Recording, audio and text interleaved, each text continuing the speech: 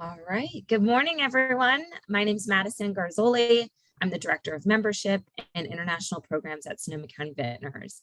Thank you so much for joining our webinar today for our production series of the SCION Continuing Education Program.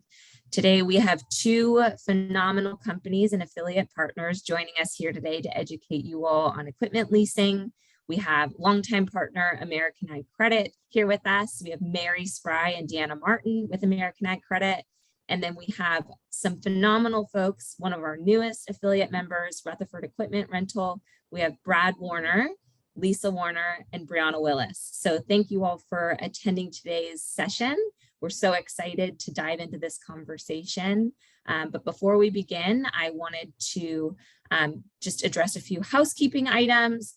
Number one, this program is going to be recorded. We will be posting this to our SCION YouTube playlist so that you'll be able to reference this at a later date. We will also be sending a dedicated email so that you can share with other teammates and employees of your winery. And then if you have any questions, comments, or concerns, please direct those to the Q&A or the chat feature. We'll be looking and monitoring those throughout the presentation today. So again, we thank you all for being here, and I will go ahead and turn this over to Mary and Deanna with American Ag Credit, and we'll begin today's presentation. All right, thank you, Madison. We're gonna take a minute here just to get our screen pulled up and share our slide deck. All right. Hope everyone is able to see the screen we have up here, but good morning, everyone. Hope everyone is doing well on this Wednesday morning. I'm Deanna Martin. I'm one of our loan officers here at American Ag Credit in Santa Rosa, and I'm here today with my colleague, Mary Spry, who is our equipment financing specialist, also here in Santa Rosa.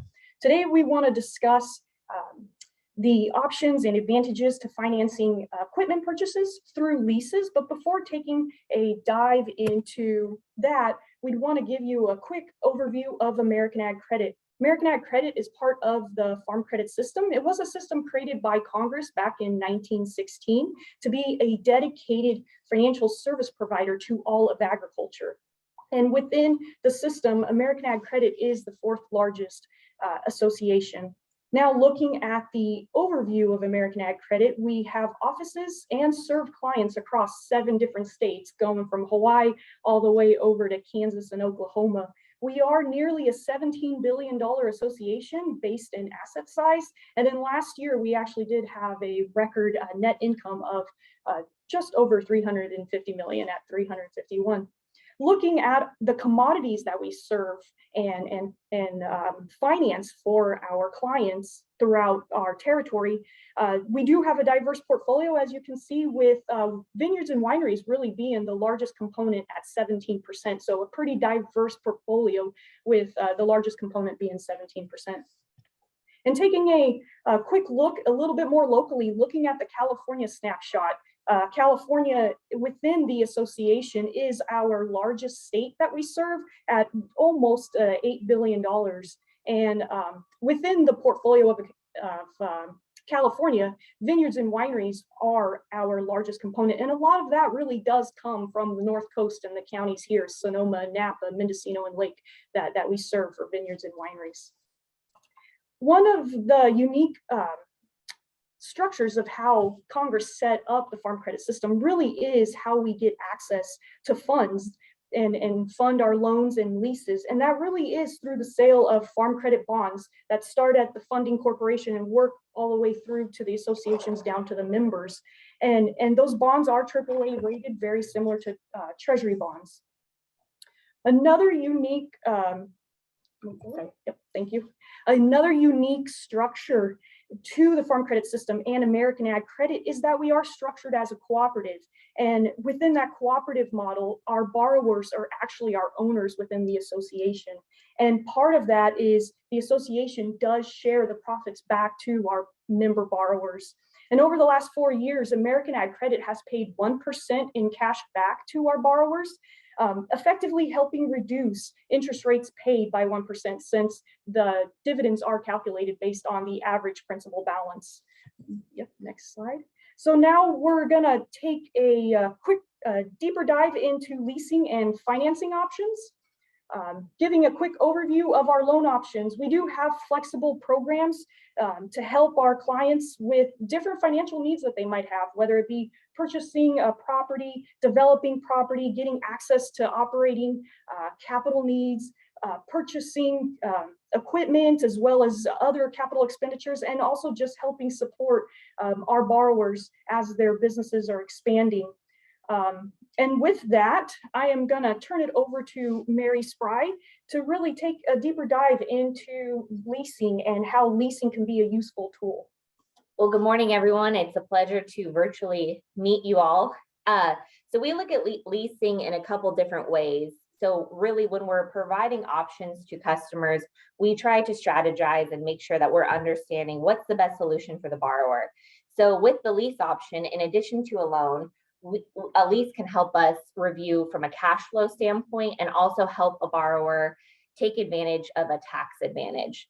So under the leasing program, we have a wide variety of different equipment, and in between rolling stock, fixtures, vehicles, we can look at a wide variety of different assets that we can help finance through this program. So key here is any type of vineyard equipment. We're going to primarily be looking at winery equipment, harvest equipment up in this area, any type of fleet program. So vehicle truckloads, robotics are a huge thing now within the industry. Wine barrels are some of our biggest leasing commodities, and especially in Northern California. Every winery needs a wine barrel, right? So we do look at that from a larger view, and then also from a wide storage facility. So we can look from a structure standpoint, as well as solar. And solar has been kind of a developing item that we look at from our side, from a loan and lease perspective. So if we ever need to look at from a tax advantage standpoint, that's really where we're guiding through from a solar financing standpoint as compared to a loan. Through our lease option, we look at two different structures through the leasing program. We look at a conditional sale and a true lease structure. So it's really a question of what works best for the borrower. Are they looking to expense lease payments, or are they looking to take depreciation of the asset? All things that we're considering when we're having those initial upfront conversations on what's best for the borrower and their particular situation. Thanks, Deanna. So leasing advantages, why lease? That's always the number one question. Well, it looks and smells like a loan, so why don't I just do a loan? So really, from a leasing perspective, we're able to do 100% financing. This is really key, especially when we have foreign equipment. So equipment that you're having to put an upfront down payment on, specialized mechanized equipment, and maybe you're not seeing that asset for another 8 months until it's coming off of the boat. If it does, right? I mean, at this point in time, there's so many delays and equipment delays. So 100% financing gives us to take the flexibility where we're providing 100% financing for that asset through the term that helps keep cash in your pocket. So instead of you having to make upfront deposits and waiting for those continued delays until you're actually using that asset, we are able to control that 100% financing cost, work directly with your vendors, contractors, anything like that, to take that burden off of your workload. It also helps from an advantage of preservation of working capital. As I discussed through the lease options, we have the capital lease option and the true lease option. The true lease option allows us to maximize tax benefits. So in order to make that function, you're able to expense the entire lease payment. It also allows us to have flexible term options. Like I said, we have a wide variety of equipment that we're looking at here, and we're really specialized agriculture specialists that can help term each specific item to make sure that it makes the most sense for you. Through those flexible term options, we even have a thing called harvest pay, where maybe your lease is closing at not an opportune time for you. We can delay out that first lease payment to take the burden off you from a cash flow perspective and have that lease payment commencing at a time where cash flow is better for your operation. Another big factor that we look at, that Deanna and I look at when we're looking at requests, is collateral requirements. So leasing allows us to have very flexible collateral requirements. We're usually taking the asset itself as the collateral base. So it's not going to tie up additional property and land. We also are not requiring appraisal. So it's another cost add back to the borrower. And like I said, minimal down payment. So instead of making that upfront down payment of maybe 20 to 30%, your first lease payment is actually going to be your technical down payment. So let's get into a little bit more about what are the two different lease options. So we do have a true lease option and a capital lease option. We'll spend time talking about them both. A true lease option, this is truly going to be the tax benefit back to a borrower. So with the true lease, the customer is able to deduct their full lease payment as an operating expense rather than depreciating the asset. This true lease option is going to be the key difference between looking at a typical loan structure versus a leasing structure. This is truly where that advantage is going to come into play under just a standard leasing structure. With those options, you are going to have a fixed purchase option. So what we call a balloon payment at the end. We're going to structure it that makes sense for you. We're never going to over evaluate a balloon payment on assets that depreciate quickly. So we make sure that everything is within reason for that particular asset. Thanks, Deanna. Capital lease side, conditional sales. This is going to actually look more like a loan. So it allows the borrower to accelerate depreciation and take the depreciation as they would on the loan side. So with the conditional sale, the customer is going to be taking depreciation of the asset rather than deducting the lease payment, purely based on preference. So we look at these in a multitude of ways of, like I said in the beginning, what is it that the borrower wants and how can we help structure it in that way? Terms, rates, conditions, very flexible and fluid with each other. You know, they really, you can term out a true and a capital lease option pretty much the same. It's just more of what's going to help your operation from a tax perspective. With these end of term options, we have a dollar buyout. So ownership automatically transfers over back to the borrower. No balloon payment is needed. Or we have a purchase upon termination. That's going to mimic more of that fixed purchase option that I spoke previously about for the true lease option, where you're going to have a balloon payment that's going to be due up front, but it'll match up with the depreciation of your asset. So we're never going to have that balloon payment outweigh the value of that asset for that term that we're putting it on. So there's, oh, sorry, Deanna. So there is just a lot of flexibility here. We can look at these in a variety of different ways, and especially for vineyard equipment, winery equipment, you know, every year is different and costs continuously rise up. So, you know, we try to look at both lease options and loan options just to best suit your needs. So from our standpoint, if there is any questions, if any, we'll open the floor. We're completely open. So you guys just let us know if you guys have any questions on either portion of our presentation, or if there's anything we can go into a little bit further, just please let us know. Yeah, and on this screen here, we have our contact information. So if you think of something later, you know, at home or in a couple of weeks, don't hesitate to shoot us an email or give us a call and ask any questions you might have. With that, Madison, we'll turn it back over to you if there's any questions that come up through the chat. Yeah, I actually have a few questions for you guys, just because we have you on the call. Of course, anyone else, please direct comments, questions in the chat function. But I'm curious how, and this may be a crazy question, but say someone comes to you and they're like, I don't know, you know, you spoke to the two different leasing options. They're like, I don't know which one's going to be a better fit for me. Where do you kind of start on that advising? Do you help those folks kind of determine what's going to be best for them? What's the starting point? What kind of questions should they be asking themselves in order to determine which type of lease they should go with? Great question, Madison, and honestly one that we get pretty often. So really we take a view of what the request is. We kind of give a basic gauge. We let the borrower know what the two differences are from a capital and true lease perspective, and then we also advise them to connect with their accountant. So we're here to provide the information, let you know what we can and can't do from a term standpoint, and from a limit standpoint. We put together kind of a rough review of quotes, and then we provide that back to the borrower to then take to their accountant, make sure that they're fully understanding what kind of tax implications this could be for them and what can help them in the future best drive their operation.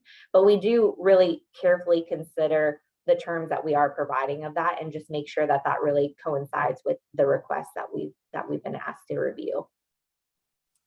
Yeah, and I'll add that the component that comes into that as well is how much of a tax write-off or depreciation that the client is going to need, because if they do want, to take some accelerated depreciation, you might not look at the tax standpoint. You might go more of that traditional kind of capital lease route.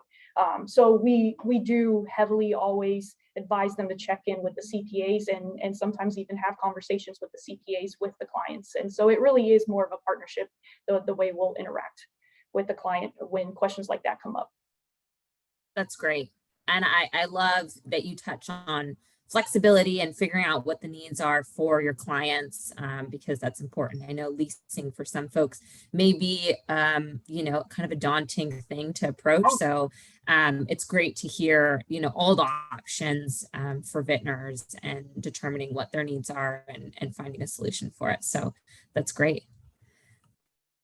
Awesome. So we'll continue to monitor the chat. We'll kind of circle back at the end as well for any Q&A, but thank you so much, Mary and Deanna. This is really great information. And again, the audience, please direct any questions there. But we'll circle back at the end with you guys. And I'll turn it over to Brad, Lisa, and Brianna at Rotherford to start presenting their piece. Perfect. Thank you both. Thanks. Okay. So we go. Give us a sec. Okay, can everyone see that okay? Yes, it looks great. Okay, perfect. So we're Lisa and Brad Warner of Rotherford Equipment, and we're here with our operations coordinator, Brianna Willis, who's going to help us with our presentation today. Good morning, Brad Warner here, and just a real quick story about me. I started in the wine business in 1967 at Charles Krug Winery, and in those days there were a lot of wood tanks in cellars, and those tops needed to be cleaned. So as I tell people, I started up at the top in the business, cleaning tops of tanks and working my way down into the cellar. I was with Charles Krug first until 1970. Went to our Mondavi Winery in 1970 as well. Was with them a little under 30 years, left them in 1999. Went on to work and start up a new winery for Charles Sawyer called Sawyer Cellars on Highway 29 in Rutherford. And in 2015, decided to concentrate totally on Rutherford Equipment and our own wine label. We have a winery down by the Napa Airport called Leto Cellars.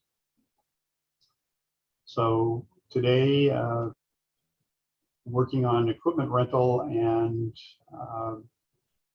brokering used winery equipment. Rutherford Equipment was started in 1991, and I kind of saw the need from new wineries being built in Sonoma and Napa areas. Starting in the 80s, actually 1980s, where people would come and call me and want to borrow equipment that we had at our Mondavi Winery. So I thought, well, maybe there's a market to rent commercial winemaking equipment. So that started in 1991 in my backyard, and I lived in the town of Rutherford. That's why it's called Rutherford Equipment. Now we're located down by Napa Airport. We kept the name Rutherford Equipment, but we don't live there any longer. So we rent winemaking equipment, everything from small tanks, 125 gallon, all the way up to 3,000 gallon tanks. They're all portable, forklift channels on them. We actually transport them to and from the customers. Great for seasonal use or not. So pumps, lenticular filter housings and filters, along with plate and frame filters, large format corkers, pallet wrappers, several things anyway. So we also broker used winery equipment, and kind of got into this because I saw a need for helping wineries, either startup wineries or people looking at starting experimental programs, perhaps in wineries. So the equipment we broker, actually, we don't have it on site, but it would be at the facility where the people that own the equipment would have it. It would be at a winery. So the advantages on buying used equipment. Of course, you can buy used equipment at a reduced cost. Availability on used equipment, you know, it's here either in Sonoma Valley, Napa Valley, or the surrounding areas. It's not something you have to put on a boat to come across the pond.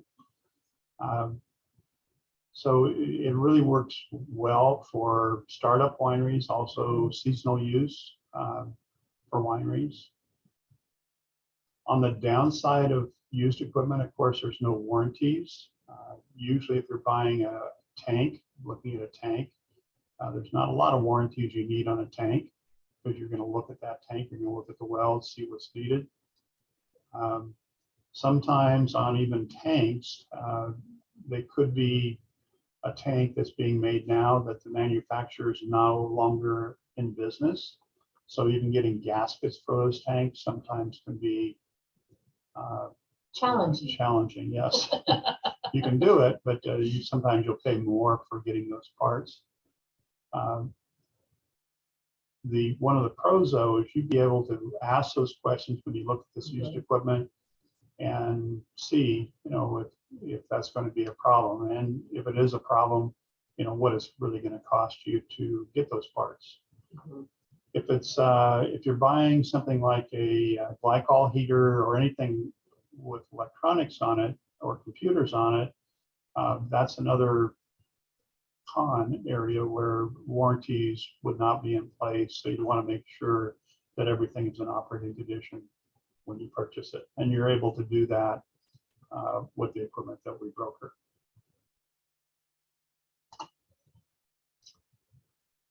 So this is how you contact us. Happy to answer any questions, help you in any ventures you have or any needs you have.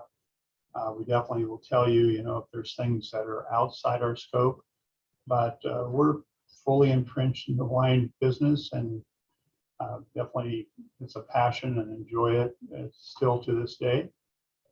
People do ask me when I'm going to retire, and I feel like I'm just at the top of my enjoyment level right now. So I have no plans on retiring, and have a great team that I work with that can answer questions as well. So thank you.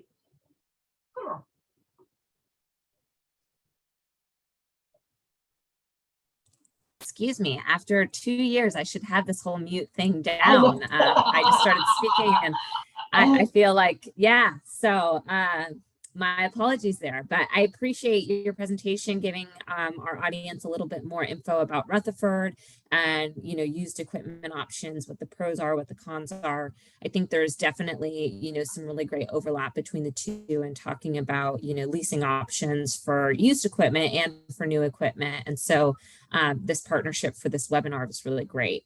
I'd love for you, you know, to talk a little bit about, I know we briefly, and I know this is kind of putting you on the spot, there's a few fun things in the industry that you guys are working on with different mechanized equipment that we had just a while back in the vineyard. So I don't know if there's anything that you'd like to share that could be of interest to our vineyard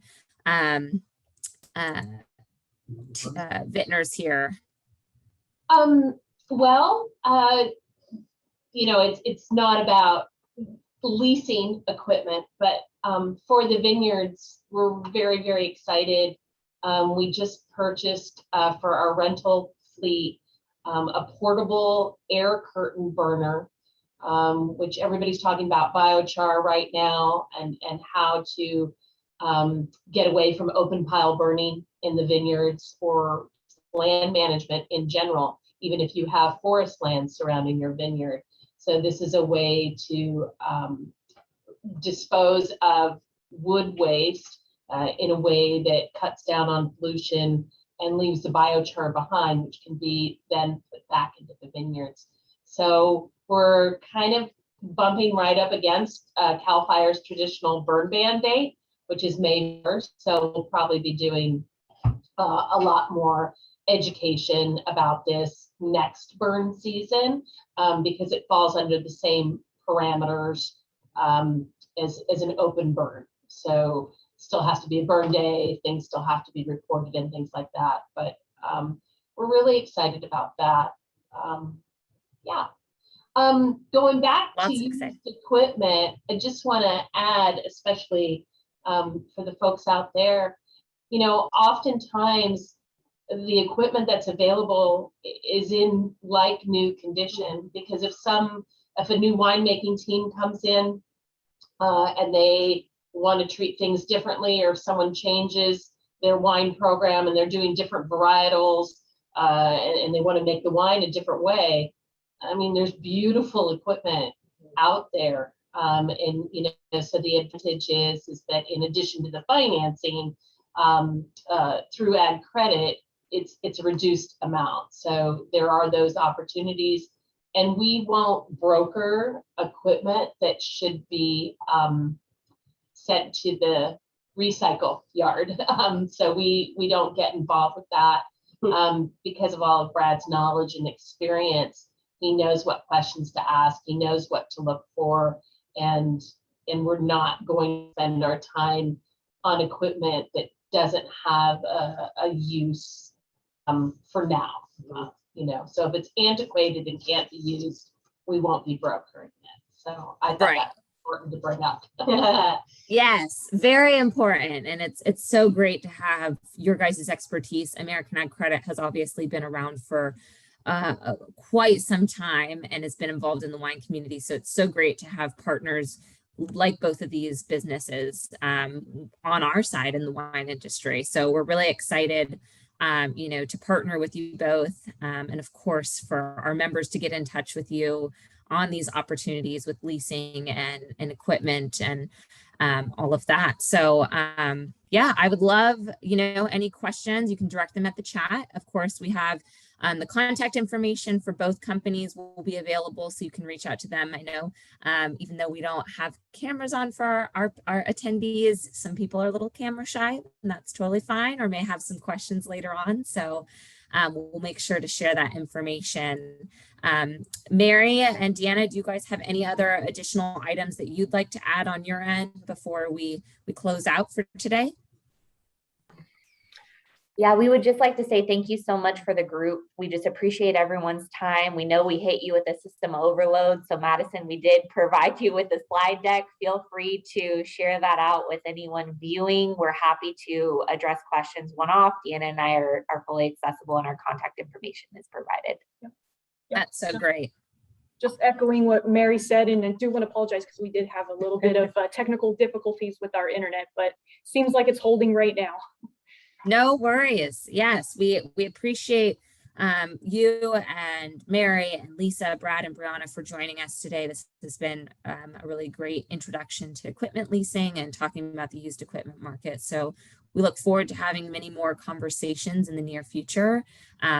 Audience, again, if you have any questions, you can email me. We'll also be sharing the contact information again of all the panelists. So just want to say thank you all for joining our session today, and thank you both to Rutherford Equipment Rental and American Ag Credit. Thank you. Thank you for having us. Thank you so much. Thanks, Thank you. everyone. Have a great day. Bye. Bye.